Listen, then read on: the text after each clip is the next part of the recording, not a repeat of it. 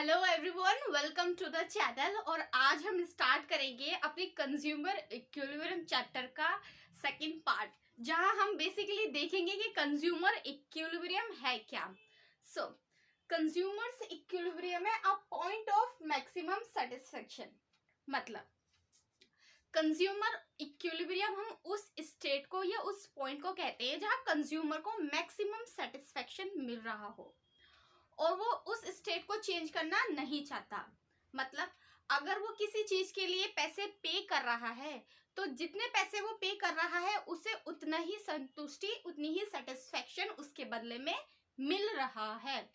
So as a consumer, as a rational consumer, हम ये बिल्कुल नहीं चाहेंगे कि अगर हम कोई पैसे पे कर रहे हैं तो उसके बदले में जितना हमें सेटिस्फेक्शन चाहिए था उतना ही मिल रहा है, तो हम उस कंडीशन को चेंज करना क्यों चाहेंगे।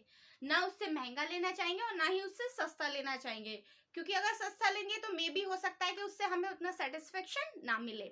तो ये होता है हमारा कंज्यूमर इक्विलिब्रियम। मतलब ये एक पॉइंट को कहा जाता है, एक स्टेट को कहा जाता है जहाँ एक कंज्यूमर किसी सामान को खरीदने के लिए अगर पैसे पे करता है तो उसको मैक्सिमम सेटिस्फेक्शन मिलता है।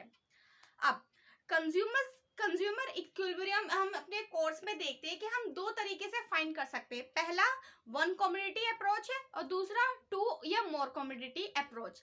मतलब अगर एक कंज्यूमर अपनी सारी इनकम एक ही कमोडिटी को खरीदने में लगाता है तो उसका कंज्यूमर इक्विलिब्रियम कहाँ होगा, मतलब उसका जो पॉइंट ऑफ मैक्सिमम सेटिस्फेक्शन है वो कहाँ होगा।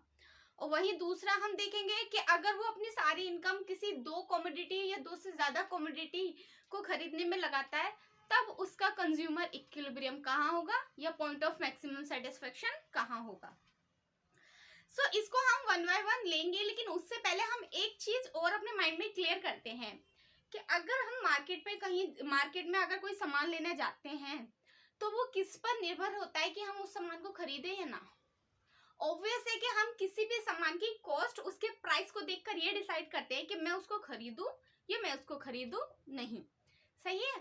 तो यहाँ हम आते हैं कि प्राइस सबसे पहला हमारा जो फैक्टर है। किसी भी कमोडिटी को हम क्यों खरीदते हैं, सबसे पहले देखते हैं उसके प्राइस, क्या उसके रीजनेबल प्राइस हैं। अब प्राइस को छोड़ते हैं और पहुंचते हैं अपने दूसरे रीजन पर। अब दूसरी कंडीशन ये आती है कि चलो प्राइस मैंने देख लिया किसी भी कमोडिटी का, अब उसके अलावा मैं क्या देखती हूँ, क्या जितने पैसे मैं किसी चीज को खरीदने के लिए पे कर रही हूँ उससे मुझे सेटिस्फेक्शन मिल भी रहा है या नहीं। जितने पैसे मैं पे कर रही हूँ उतना सेटिस्फेक्शन अगर नहीं मिल रहा है तो बेकार है, मैं उस चीज को खरीदूंगी ही नहीं। तो यहाँ क्या हम देखते हैं कि जितने पैसे मैं पे कर रही हूँ अगर उतना ही मुझे सेटिस्फेक्शन मिल रहा है तो वही पॉइंट हमारा कहता है एक इक्विलिब्रियम, मतलब कंज्यूमर्स का इक्विलिब्रियम।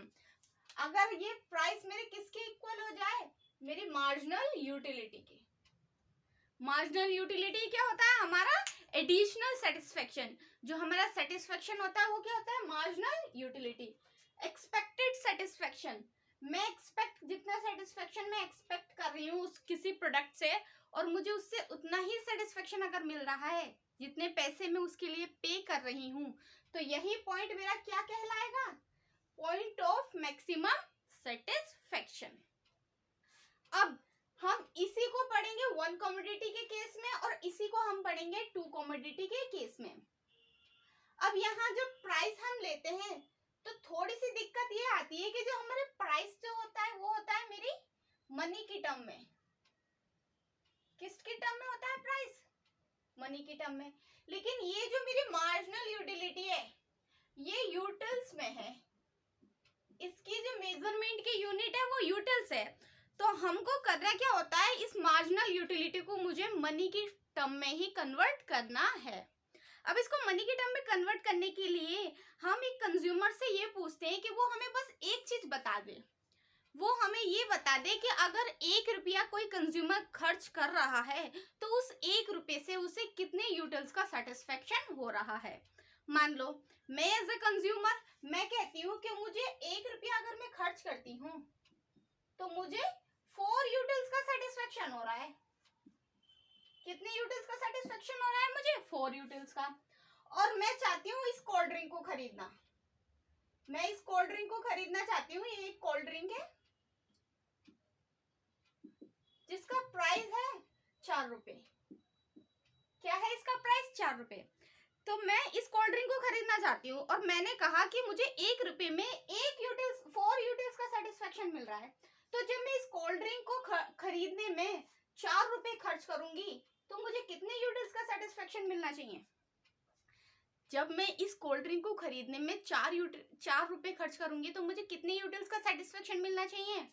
4 इंटू 4 कर देंगे तो क्या हो जाएगा? 16 यूटिल्स। क्या हो जाएगा? 16 utils.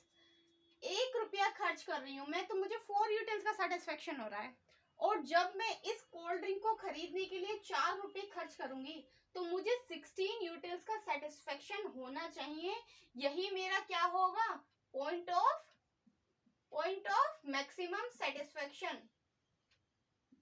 Point of maximum satisfaction, या हम कह सकते हैं इसको, क्या कह सकते हैं? कंज्यूमर्स इक्विलिब्रियम होगा ये मेरा इक्विलिब्रियम पॉइंट होगा। अब देखते हैं हम इस टेबल के फॉर्म में। मतलब अगर मैं 4 रुपए खर्च करूं तो मुझे 16 यूटिल्स का सेटिस्फेक्शन होना चाहिए। तो इस टेबल में देखते हैं कि मुझे जो मार्जिनल यूटिलिटी, जो मुझे सेटिस्फेक्शन मिल रहा है वो 16 कहाँ मिल रहा है? वही मेरा क्या होगा? Point of maximum satisfaction. अब देखते हैं मुझे थर्ड यूनिट पर, अगर मैं इस बोतल की थर्ड यूनिट, कोल्ड ड्रिंक की थर्ड यूनिट खरीदती हूँ तो मुझे कितने यूटिल्स का सेटिस्फेक्शन हो रहा है? ये 16 यूटिल्स का। 16 यूटिल्स का मुझे क्या हो रहा है? सेटिस्फेक्शन हो रहा है। अब जो मैंने यहाँ ये बात बताई थी कि मैंने इसको किस में कर लिया? मनी के टर्म में। तो जब मैं यहाँ इसको मनी के टर्म में करूंगी तो मैं इसको ये नहीं लिखकर ये रफ कर रही हूँ मैं।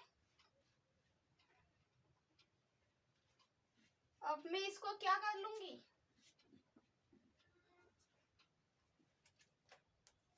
मुझे px को मनी के टर्म में, जब मुझे मार्जिनल यूटिलिटी को किसके टर्म में करना था? मनी के टर्म में। तो ये हो जाएगा marginal utility in terms of money.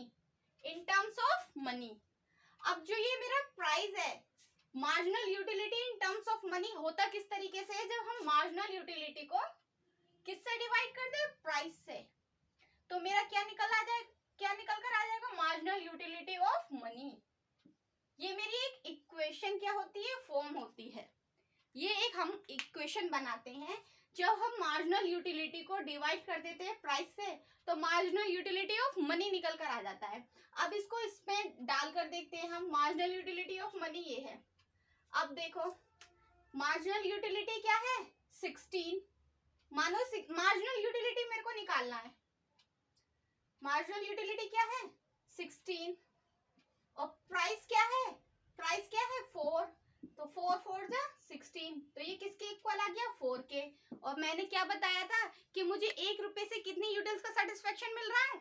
4 utils का। कितने रुपए का सेटिस्फेक्शन मिल रहा है? कितने यूटिल्स का? 4 यूटिल्स का। अगर मैं 1 रुपया खर्च करती हूँ तो ये क्या आ गया मेरा? 4। सही है। तो ये भी किस टर्म में हो गया? मेरी मनी के टर्म में। प्राइस को मार्जिनल यूटिलिटी से मैंने डिवाइड करा तो ये आ गया 4। तो यहाँ आ गया 4।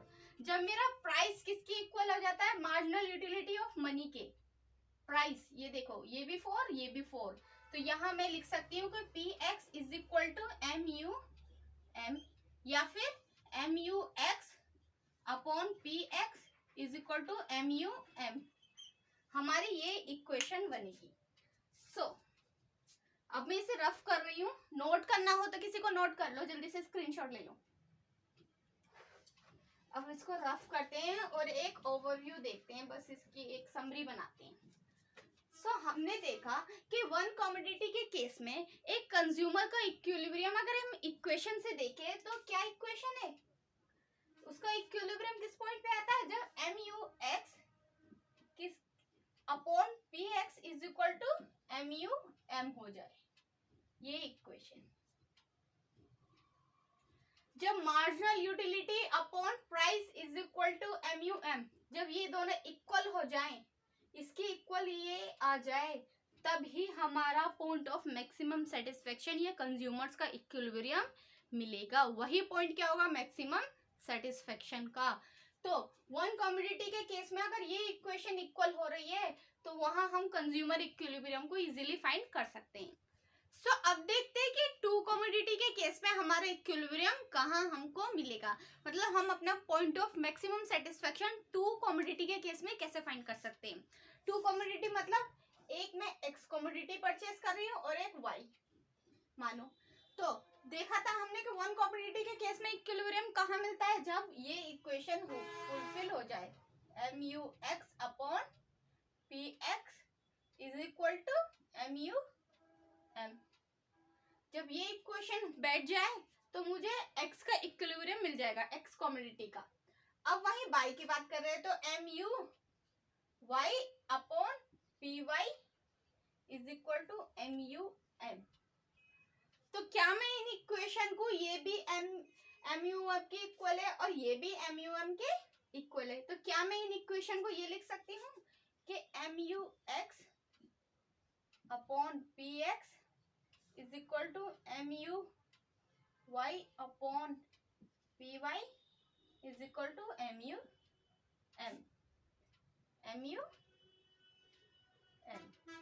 सो जब हमारी ये इक्वेशन फुलफिल हो जाएगी तो हमें क्या मिल जाएगा, हमारा टू कमोडिटी के केस में पॉइंट ऑफ मैक्सिमम सेटिस्फेक्शन या कंज्यूमर का इक्विलिब्रियम हम यहाँ क्या कर सकते हैं, फाइंड कर सकते हैं इजीली। बस ये पता लग जाए कि मार्जिनल यूटिलिटी ऑफ मनी क्या है, मतलब एक कंज्यूमर बस मुझे ये बता दे कि अगर वो 1 रुपया खर्च कर रहा है तो उसका कितने यूटिल्स का सेटिस्फेक्शन मिल रहा है। ये ही इसका था कॉन्सेप्ट हमारा कंज्यूमर इक्विलिब्रियम का, जहां हमने दोनों अप्रोचेस देखी, वन कमोडिटी की भी और टू कमोडिटी की अप्रोच भी हमने देखी। सो बस यही था आज के लिए, बस इतना ही। वीडियो अच्छी लगी है तो उसे लाइक जरूर कीजिएगा और मेरे चैनल को जल्दी से जल्दी सब्सक्राइब कर लीजिए। So thank you.